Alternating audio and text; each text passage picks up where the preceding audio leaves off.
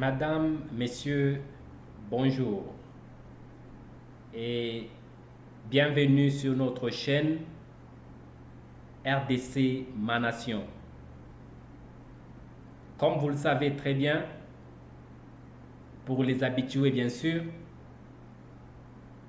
sur cette chaîne, nous vous donnons l'actualité en République démocratique du Congo et dans le monde en général. Non seulement que nous donnons l'actualité, nous faisons aussi des analyses sur les points d'actualité au pays. C'est pour cela, nous vous demandons que si vous êtes nouveau, n'oubliez pas de bien vouloir vous enregistrer et aussi de cliquer la cloche des notifications afin de ne pas louper nos prochaines publications.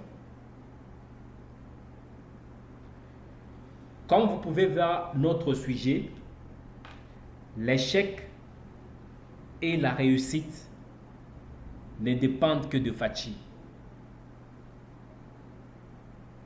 Pourquoi on peut dire ça? Avant d'évoluer avec l'idée, on va vous faire l'état des lieux du pays. Bien sûr, bien avant Fachi et jusqu'à Fachi.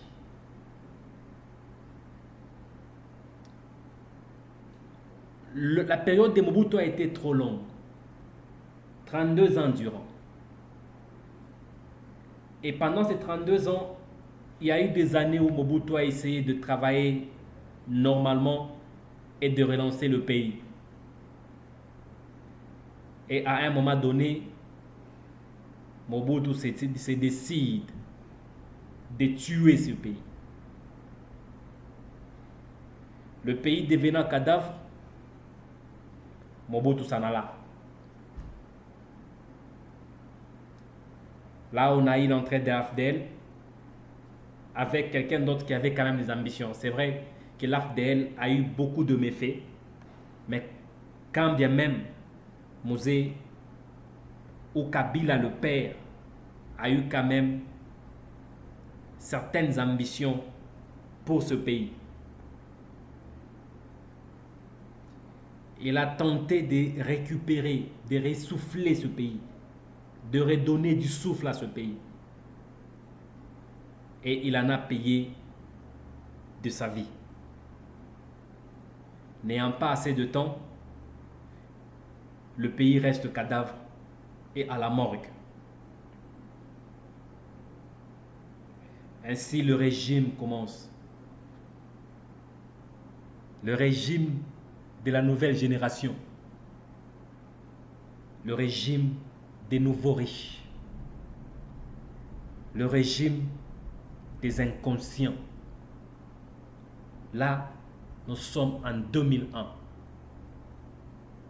Kabila le fils vient, il regarde le pays à la morgue. Il s'est dit, la seule façon d'aider ce pays, c'est l'amener au cimetière. Là, on va l'enterrer, et n'est pas à 1 mètre, pas à 2 mètres, mais à 18 mètres de profondeur. Non seulement qu'on va l'enterrer à 18 mètres de profondeur, on doit aussi le couvrir avec du béton pour que ce pays ne trouve pas le temps ni la possibilité de ressortir de là. Pendant ces 18 ans, tout s'est retrouvé par terre. L'économie du pays, dans les mains des étrangers. Un pays où pour acheter du pain, il faut qu'un Indien paye l'avion, vienne ici, ouvre une boulangerie et nous fabrique du pain. Imaginez-vous, un étranger doit nous faire du pain. Un pays dont, pour acheter un flash disk, il faut qu'un Chinois prenne l'avion en Chine, arrive ici et ouvre un magasin de vente de CD et de flash disques. Imaginez-vous, c'était ça l'économie de la période kabylienne, période de la Kabylie. Oh, la période kabylienne. Partie diplomatie. Une diplomatie qui nous a mis en conflit presque avec tout le monde au monde. Non seulement nos voisins, même les autres pays, y compris même les institutions de Bretton Woods qui pouvaient nous aider financièrement. Imaginez-vous, un régime de gens impossible. La corruption. Là, on peut même se dire que la corruption dans ce pays, c'est même le siège international de la corruption. Les 18 ans de la Kabylie ont donné un siège international de la corruption à ce pays. Les autres pays pouvaient avoir des ambassades, pouvaient avoir des représentations de la corruption, mais ici, c'était vraiment le bureau officiel de l'administration de la corruption. Imaginez-vous les gens qui sont arrivés à détourner l'argent de l'ONU, voler l'ONU. C'est quel niveau de corruption? Quel niveau du vol? C'était ça, ce pays, pendant 18 ans. L'autorité de l'État était quasi inexistante dans certains coins du pays. Et même au centre du pays, parce que tout ce que tu peux faire, si tu n'as pas de connaissance d'une autorité, on t'arrête. Tu sois en raison ou en tort. Tu ne connais personne à Kinshasa, tu es arrêté. Il suffit juste que la personne avec laquelle tu es en conflit prenne son téléphone et appelle, on t'arrête. C'était ça ce pays. Dieu merci. Bien avant même d'aller plus loin, l'armée, on nous a dit dans ce pays qu'on avait la 9e armée au monde. Disons, en Afrique. Les armées sont cotées sur base de plusieurs facteurs. Facteur équipement, facteur nombre et facteur autre chose. Et nous, on avait été classés par facteur effectif. Et on se rend même compte que l'effectif était faux. Parce qu'on nous a dit qu'à l'est du pays, il y avait 50 000 hommes. Après vérification, il n'y en avait que 5 000 ou 9 000 à peu près. Selon ce qu'on aurait dit, on nous aurait dit.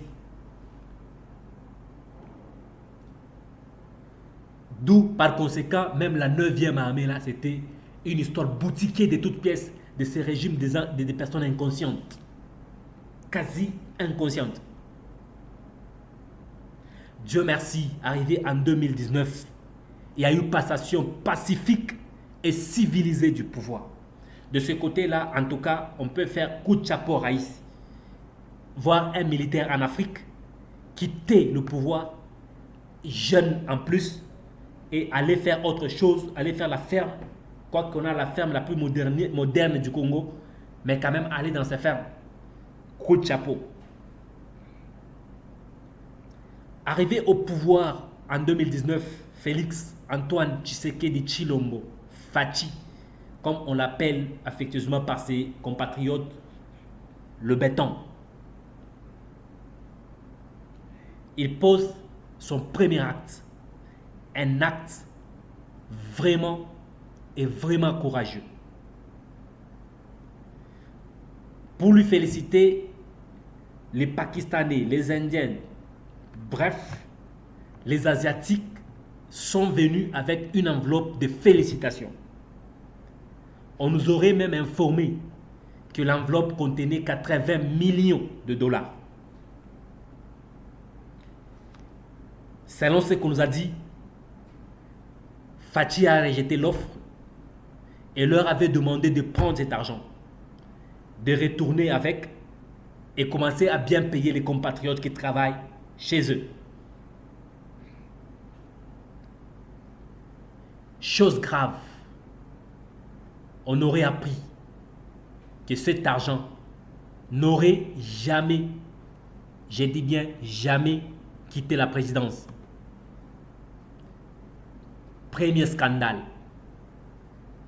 Et là, on parlera des premiers millionnaires du régime Fathi. Et si on se rappelle bien, dans cette tournée, Fathi avait promis de créer les millionnaires congolais. Et là, il avait déjà réussi à en faire, à en créer certains. Juste avec une seule enveloppe. Les jours avancent.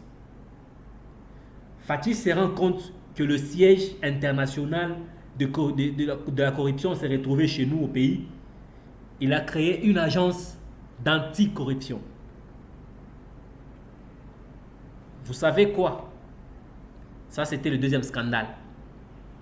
Le patron de l'agence anticorruption s'est retrouvé soupçonné de corruption et aurait démissionné. Vous vous imaginez? C'est lui qu'on charge de lutter contre la corruption, qui a son siège international chez nous. On le retrouve dans la corruption.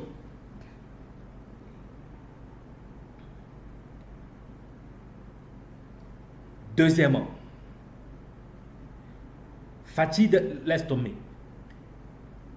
Il lance le travail ou le projet 100 jours. Un projet ambitieux avec beaucoup d'ambition. Fort malheureusement pour lui, ce projet n'atteindra pas ses fonds. Parce que même la partie qui avait été exécutée, les maisons préfabriquées, ont été emportées avec la pluie.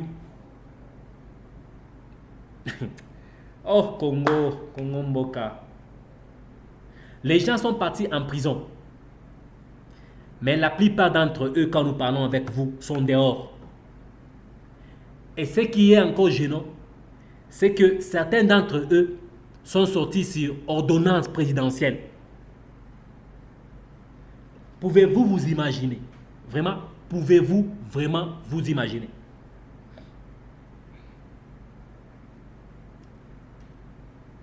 Compliqué. Très compliqué.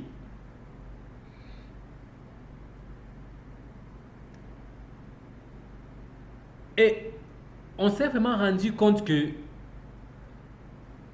rien ne marche au pays.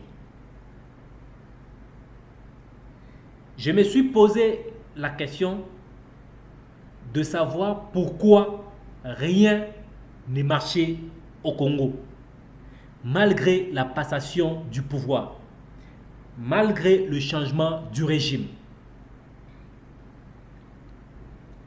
La réponse était simple, mais subdivisée en plusieurs points. Premièrement, les gens qui doivent exécuter la volonté du chef se sont rendus compte que le chef ne fera rien quoi que l'on fasse. Il y en a eu de précédents. 1. Le chef de l'État, Fathi Béton, il demande au Premier ministre Ilunga Ilunkam de fermer les ports illégaux et privés. Je dis bien de fermer tous les ports illégaux et privés. Mais Ilunga Ilunkam, Premier ministre, inférieur du président, rédige l'ordre de mission et demande au ministre d'aller faire la vérification des ports privés et illégaux. Le chef demande d'aller fermer et son subalterne demande d'aller vérifier. Et au retour, rien du tout. Aucune punition, aucune mesure disciplinaire, rien du tout. Et c'est resté comme ça jusqu'à aujourd'hui.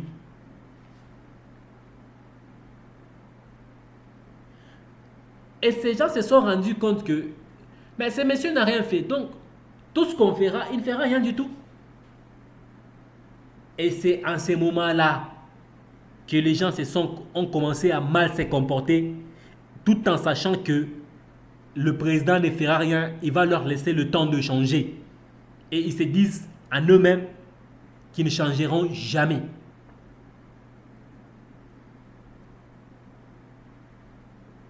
Ceux qui sont censés aider le président, la plupart d'entre eux sont des professionnels. Les amis du président, les gens qui étaient en train de faire de la manutention en Europe, les gens qui n'avaient pas du boulot en Europe, en Belgique, la plupart d'entre eux. Et ce sont ces gens-là qui n'avaient jamais travaillé à part faire de la manutention dans des magasins, laver des cadavres au cimetière, nettoyer les tombeaux au cimetière, ou laver les cadavres à la morgue.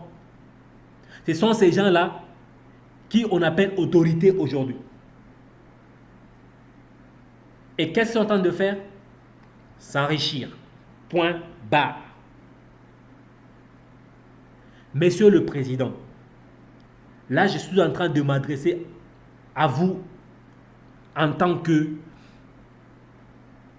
compatriotes et Congolais qui vous aiment. Nettoyez votre cour, Monsieur le Président. Évitez-nous votre démocratie à la française. Ça ne marchera pas avec le Congolais. Le Congolais, c'est le fouet ou rien. Cette histoire de démocratie, nous, on ne connaît pas. Vous avez fait l'exemple ici en nous imposant cette histoire des Ougandais. On a fait du bruit, mais les Ougandais ont fait leur travail normalement. C'est ça le Congolais. Il faut l'imposer. Imposez-nous des choses. Mais avant tout, commencez par nettoyer votre cour. Prenez vos professionnels de la Belgique, retournez-le là-bas. On sait qu'ils ont déjà eu l'argent. Et on sait tous, ils ne savent pas investir. Ils vont tomber en faillite d'ici l'année prochaine. Pour la plupart d'entre eux. S'il vous plaît, Monsieur le Président, nettoyez-nous ces gens. Prenez les locaux qui sont là, qui sont intelligents, capables de faire le travail, dont j'ai m'étais de donner les noms de certains. S'il vous plaît, changez-nous les choses, Monsieur le Président. Aidez-nous à nous améliorer. Aidez-nous à évoluer. Prenez vos responsabilités. Devenez chef. Devenez président. Le président, c'est le high niveau. C'est le très haut niveau. C'est quand même le premier niveau, le plus haut niveau du pays. Vous ne pouvez pas vous comporter comme moi ici, dont personne ne connaît. S'il vous plaît. S'il vous plaît, Monsieur le Président. Nous vous demandons encore une fois de plus, ne soyez pas le président le plus faible de l'histoire du pays. Marquez votre histoire, marquez votre histoire. Devenez comme votre père. Vous êtes quand même le fils de votre père. Votre père, c'est un bon dictateur. Devenez comme lui quand même. Cette histoire de démocratie, mettez ça dans votre chambre à coucher ou dans votre tiroir, s'il vous plaît. Et fermez-la. Fermez cette histoire de démocratie. En tout cas, nous avons donné notre opinion. Et ça a été notre opinion. Si vous avez aimé notre vidéo, nous vous demandons de bien vouloir vous abonner à notre chaîne et beaucoup plus de liker la cloche de notification afin de ne pas rater nos prochaines publications.